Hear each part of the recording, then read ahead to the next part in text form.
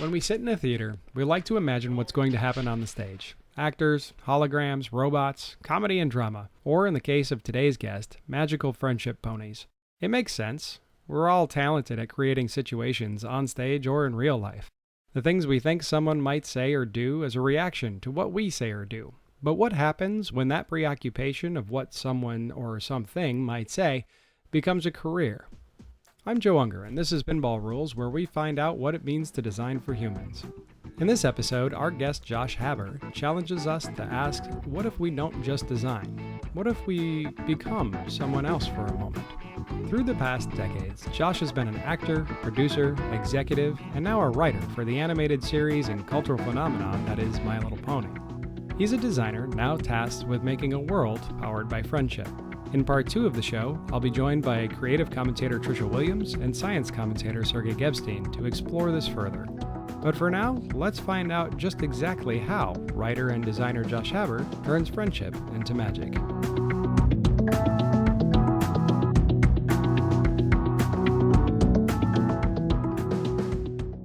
My process is intuitive, and I play scenes out in my head, and if I like them, I write them down. And then I go to the next scene. It's more of like putting myself in the place of an audience member and having the experience and then judging it, whether it's like, is that something worthwhile or no? No, that's boring. I'm not gonna write that down, or that doesn't work. Working on what I sort of think of as story structure, sort of having a plan of attack from beyond your just sort of emotional response to a moment. Your background's really diverse. Kind of coming up through production, you've gone through the USC Master's program, you've had experience as an actor, you've kind of seen all of these I really have. Multiple angles, right? I really have. How has that affected your approach towards writing and creating inside of a series? I feel like I am not a writer. I'm an actor who takes notes, like does the thing and then writes down everything. If I think about the thing that most informs from my background, what I do, it would be acting. Coming up through production, working in live action, I was on the executive track for a while, celebrity assistant, like I've done it all. And so I've seen different sides of the industry, so I know sort of from a business standpoint how things are structured. But I feel like that's a very different thing than your creative process. So I know how things are supposed to work. What is it about the acting experience in particular that feels to you like it gives you an advantage towards writing in these situations? I don't know if advantage is the word I would use, but well, it definitely gives you it's my window into the creative process. It's Right. sort of like it's a scene to me. It's not literature, it's not like this. Especially with screenwriting, because I feel like it's such a template. It's like, this is our blueprint, this is what we're gonna start with, but it's not a read medium, it's a performed medium. So what the words on the page are don't really matter so much, it's that performance at the end. So in that sense, I feel like acting is probably a benefit, because that's ultimately how the audience is going to receive it.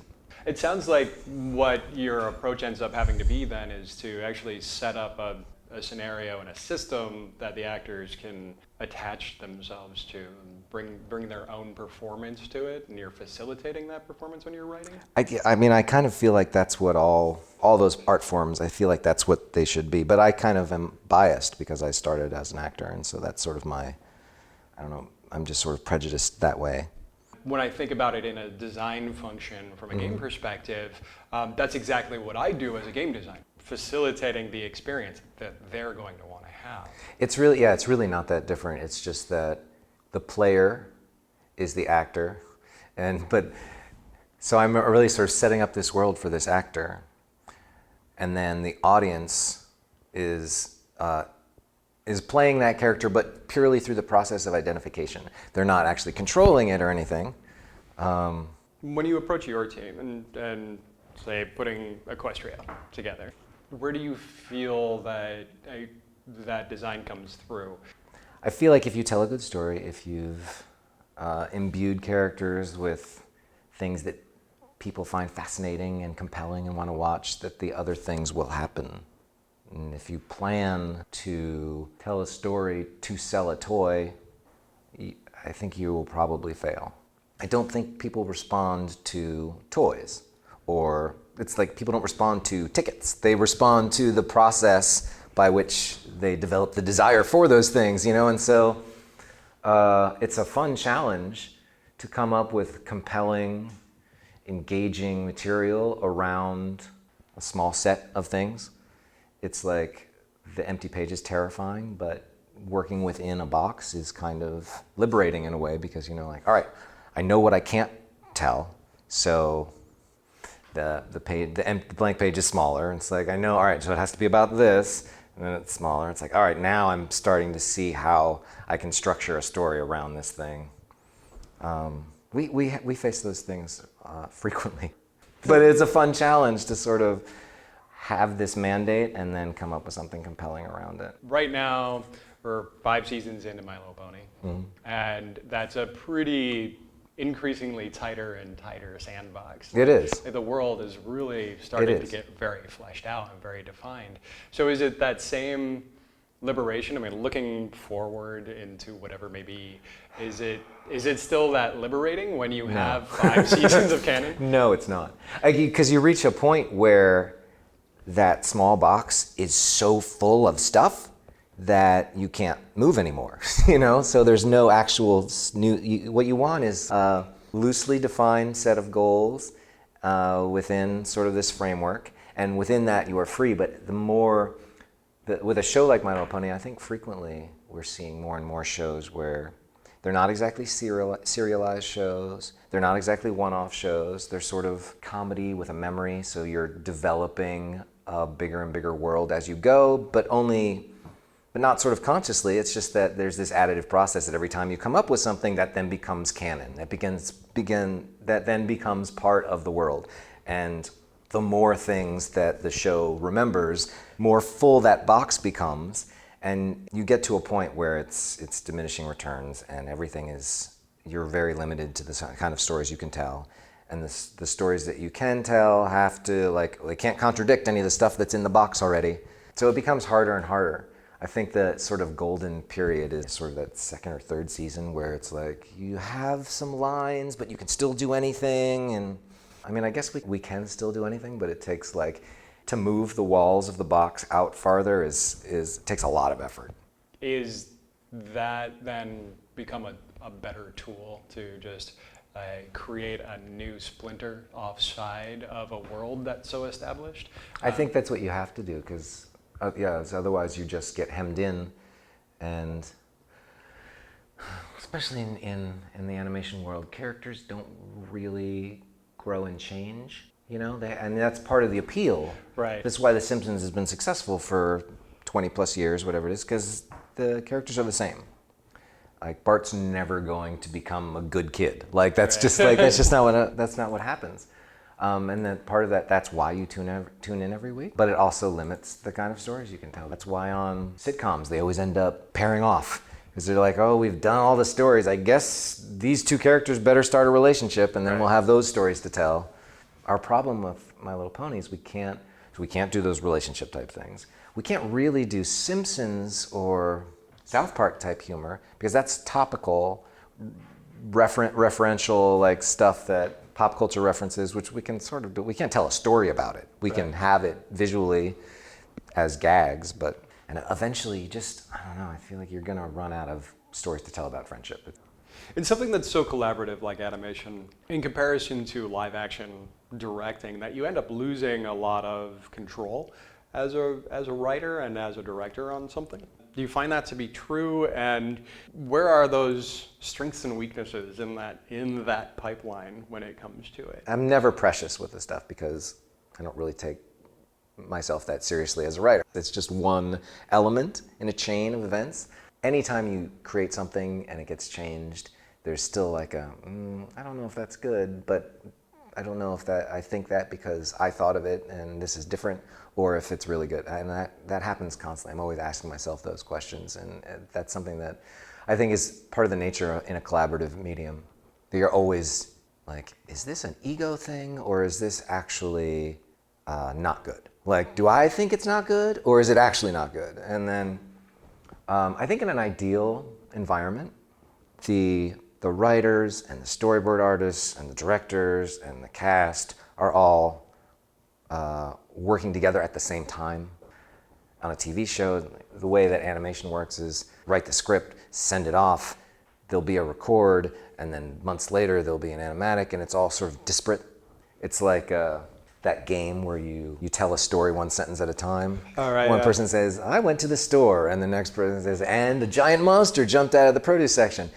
On a show like My Little Pony, where you're running for a while, everyone knows what their roles are and what you can and can't do, and so it ends up working out really well. But I think in an ideal world, it would be everyone involved in every aspect sort of traveling the road together instead of, I'm going to go this mile, and then I'm going to hand the baton off to you, and you're going to take it this way. Right. Do you find that the diverse background that you bring is at all necessary now in order to be a successful writer?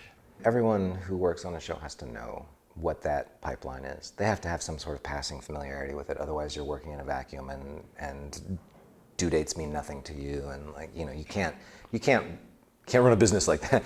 You know, you have to have some sort of sense of it, but you also have to have an ability to completely forget it, because if something's not working, it doesn't do anybody, no one benefits from turning in something shitty on time. You know, it's like if it doesn't work, you still can't turn it in. Right.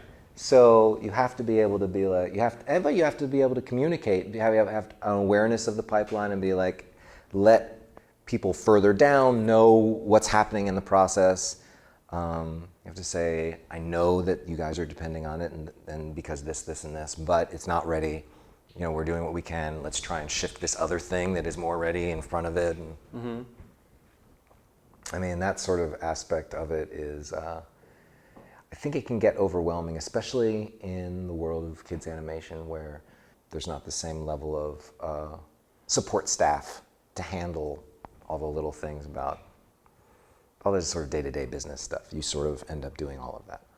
How do you keep within the sandbox of the expectations that fans and the audience and everybody has of these characters, but still keep them fresh? Is it a process that you have, or is there something more? Like I said, there's not a strategy. You think of a thing and you either respond to it or you don't. It feels fresh or it doesn't. The great thing about My Little Pony is it's so established, it's successful. There are really a lot of talented people who work on the show and have more knowledge of it than I do. And I will say, this sounds like a new, fresh idea. And they will be like, except that in season 2, and I'm like, oh, right, okay, so no. And then you just sort of keep throwing, for me, I just sort of keep throwing darts at the dartboard until something I respond to, everyone else responds to too. And then you go, yes, okay, that's good. And you do that 26 times a season. Do you find yourself gravitating towards one particular character? I have gone back and forth through all of them. The new trick is sort of getting Applejack, who is this sort of down home country character, getting her to be funny. It's much easier to make sort of the background support staff do stuff. How do you resist the temptation to just go off the rails? I feel like something becomes popular for a reason that exists outside of this creator-fan conversation. If you're basing your future work on that conversation, you're not basing it on the thing that started the conversation to begin with, you know? So, but at the same time, you find yourself being drawn towards stories and characters that the fans are drawn to just because you're aware of it. I think you always have to be sort of on guard, entering into that conversation for its own sake, and instead of really trying to remain true to what it was that drew people in the first place. Do you think you've identified what it is, those first things, that bit of magic? Our generation went through a real sort of cynical adolescence. From our teens through our 30s, there was a lot of irony and I don't know, just sort of dark cynicism. And I feel like the generation behind looked at that and didn't want any part of it. And I even I don't know, me as an adult and a parent, I am less prone to see the hopelessness in the world and want to embrace something that is positive and earnest without being cheesy and welcoming and accepting. And I feel like Pony just landed right in the middle of that want to abandon cynicism and sort of be open and welcoming to you, whoever you are, for whatever it is that you're interested in without judgment. And that's sort of like, it's crazy. Like, I was a big alt comedy fan, but as I've gotten older, it just doesn't seem as necessary or desirable. Right. But I don't know what it is about that. I'm really kind of tired of dystopian visions of the future, and I want something hopeful. And I think that that's the chord that My Little Pony strikes. Yeah, definitely. Do you feel that the other people you're working with are starting to see that as well? I think so, for sure. I mean, we still face the daily grind of having to make a TV show. Everyone agrees on the message. Everyone wants to tell the same sort of story. So to that end, then, yeah, it doesn't take much convincing. I think everyone is pretty well aligned. Concept of design is different in writing. What does design mean to you? I don't know. Like, I kind of am fighting against it because design to me seems very, it sounds rigid and planned, and I think of architecture. When you say design, I think of architecture. And the sort of artist soul in me who wants to just make art for art's sake and just have an experience sort of fights against that idea that you have a strategy and a plan. And at the same time, I know that it's necessary, but I kind of feel like I want to be able to play and then mold it after the fact, And I guess that's design too, but that's not when someone says design to me, that doesn't work.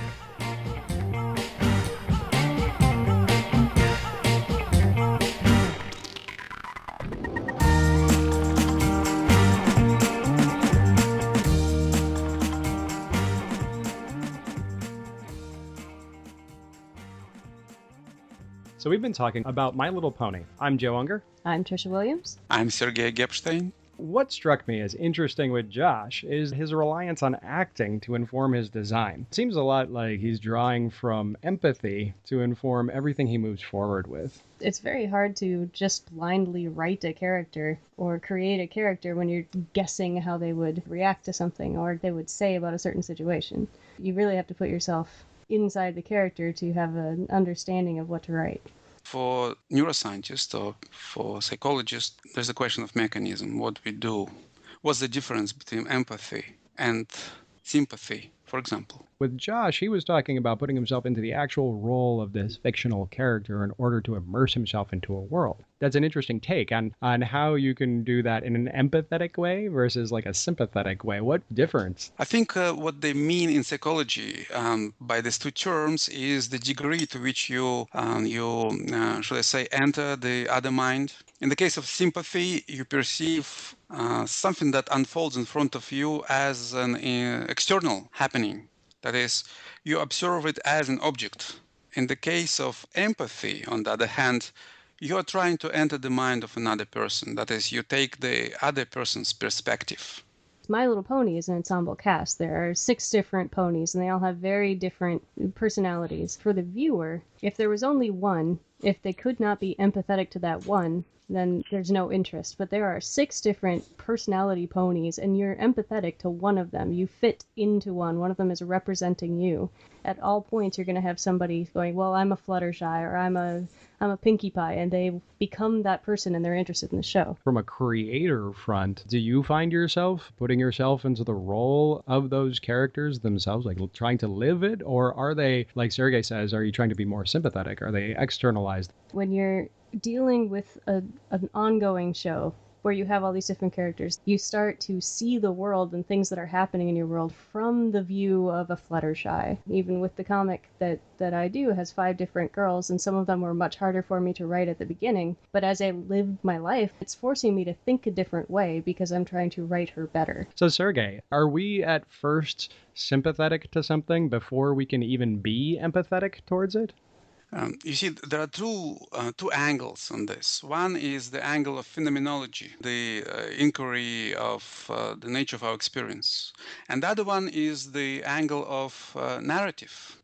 So from the perspective of narrative, you have a voice in your story, the source of narrative in which you yourself is a character. Right. But then there is the field of phenomenology, the other description of our experience. Because it's mainly the first person perspective, it's only sympathy, because you experience other people and you experience other minds by their expressions. But you cannot really experience other person's point of view. It's impossible in principle. If you're looking at Josh's technique of using this actor trait to become another character, and you still can't get away from using your own point of view. Do you think there must be a difference, though, between being empathetic and sympathetic to a character that isn't real? These aren't people that exist. These are magical cartoon ponies. Right. It's an empathetic construct. Right. You can never truly be empathetic to another person because you will never be that other person, but you, the writer, is. If you are immersed in the story, whatever happens in it is real for you. You perceive this entities, these objects, mythical creatures perhaps, you experience them as if they are actual physical entities. When you're reading or when you're watching or when you're actually pretending to be in that first person point of view, how is that perceived? Is it real for your brain? So there is a mechanistic story there about how other actions are represented in the brain, and this is the story of mirror neurons, as if you have a separate mechanism reserved for representing other people. And actions of these other people evoked response in your brain which is similar to what happens there when you perform similar actions, as if you are replaying what you see other people do. Well, it'd be interesting to see if, that has the same effect inside the brain when it is like an abstract. When it's not another person that you're trying to be empathetic with, it's a creation of your own mind.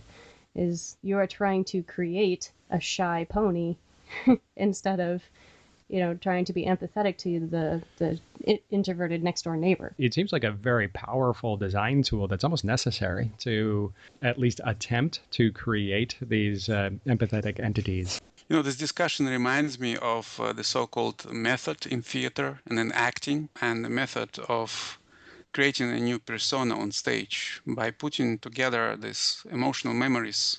It seems like it's sort of the same idea with something like Josh Haber, talking about trying to write something that was harder for him at first, is that he started creating situations in his life where he's like, oh, this is a Pinkie Pie situation. What am I feeling right now? If I act like Pinkie Pie, I'm going to understand how her feelings would be. So when he goes back to write an episode about her, he has those feelings to rely on. Right, like creating a character or a situation and then utilizing a perspective from a created individual in order to proceed through your life that way. Yeah, and this forces us into some form of anthropomorphic thinking. That is, we could only successfully design emphatically when we impose human feelings, human emotions on the character, on the object that we are designing. And I can see that being a difficult part. How do you become empathetic to something that isn't even human? True. Right.